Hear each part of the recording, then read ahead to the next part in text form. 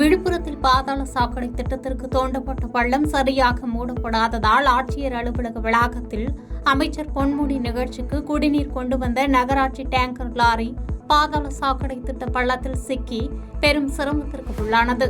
இதனால் இந்த பகுதியில் போக்குவரத்து பாதிக்கப்பட்டது. அரசு அலுவலகத்திற்குள்ளேயே இப்படி ஒரு அவல நிலை இருப்பதைக் கண்டு பொதுமக்கள் முகம் சுளித்து சென்றனர்.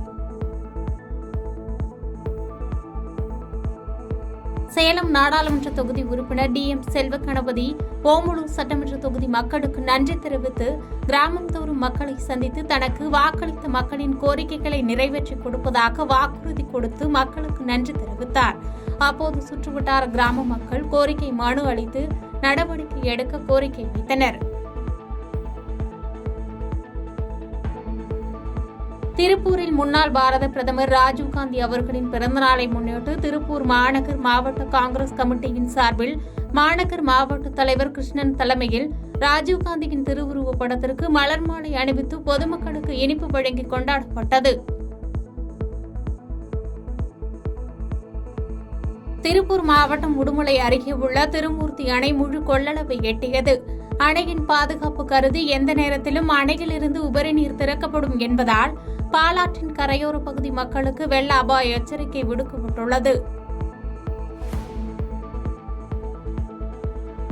3 லட்சம் ரூபாய் கடன் வட்டிக்கு கிரயம் பெற்ற 2.50 ஏக்கரையும் மற்றும் போலி ஆவணங்கள் தயாரித்து சுமார் 6 கோடி ரூபாய்க்கு மேல் மோசடி செய்த தேமுதிக புறநகர் மாவட்ட செயலாளரான சிவம் ராஜேந்திரன் மீது உரிய நடவடிக்கை எடுத்து தனது நிலத்தை மீட்டுத்தர கோரி மாவுத்தூர் கிராமத்தை சார்ந்த விவசாயி குமரேசன் கரூர் மாவட்ட ஆட்சியரிடம் மனு அளித்து நடவடிக்கை எடுக்க கோரிக்கை வைத்தார்.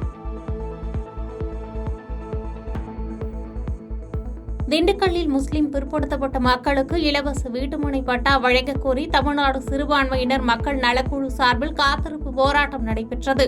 இந்த போராட்டத்தில் கலந்து கொண்ட பெண்கள் தாங்கள் கடந்த 40 வருடங்களுக்கு மேலாக பகுதியில் குடியிருந்து வருவதாகவும் மேலும் தங்களுக்கு இலவச வீட்டுமனை பட்டா கேட்டு பலமுறை வட்டாட்சியரிடம் மனு அளித்தும் இதுவரை எந்த நடவடிக்கையும் எடுக்கவில்லை என கூறியதோடு தங்களுக்கு உடனடியாக இலவச வீட்டுமனை பட்டா வழங்க வேண்டும் என்று வலியுறுத்தினர். நாமக்கல் மாவட்டம் ராசிபுரம் அடுத்துள்ள நாமகிரிப்பேட்டை அரசு ஆரம்ப சுகாதார நிலையத்தில் சிறகுகள் அறக்கட்டளை மற்றும் ராசிபுரம் அரசு இரத்த வங்கி இணைந்து 5ஆம் ஆண்டு இரத்த தான முகாம் நடத்தியது. இதில் 100க்கும் மேற்பட்டோர் கலந்து கொண்டு இரத்த தானம் வழங்கினர்.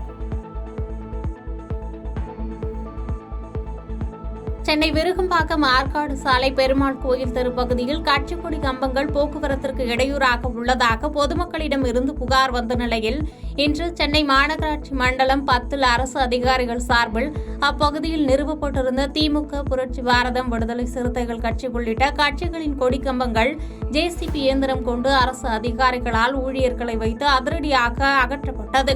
கட்சி கொடிக்கம்பங்கள் அகற்றம் என்பதால் அசம்பாவிதங்கள் ஏதும் ஏற்படாமல் இருக்க விருகம்பாக்கம் போலீசார் அப்பகுதியில் பாதுகாப்பு பணியில் ஈடுபட்டிருந்தனர் என்பது குறிப்பிடத்தக்கது.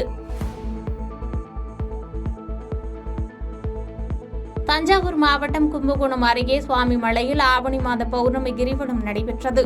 சிறப்பு விருந்தினராக வல்லம் பேரூராட்சி தலைவர் செல்வராணி கல்யாண சுந்தரம் கலந்து கொண்டார். இந்த கிரிவலத்தில் சிவத்திரு, திருவருட்செம்மல், இறைநெறி இமயவன் வழிகாட்டுதலுடன் கூட்டு வழிபாடு மற்றும் கிரிவலமும் நடைபெற்றது.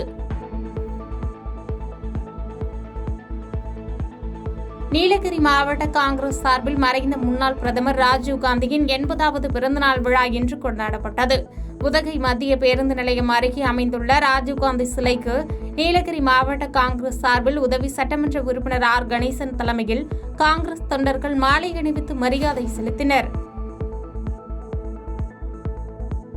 பாதகம் செய்பவரை கண்டால் நாம் பயங்கொள்ளலாகாது பாப்பா, மோதி மிதித்து விடு பாப்பா, அவர் முகத்தில் உமிழ்ந்து விடு பாப்பா.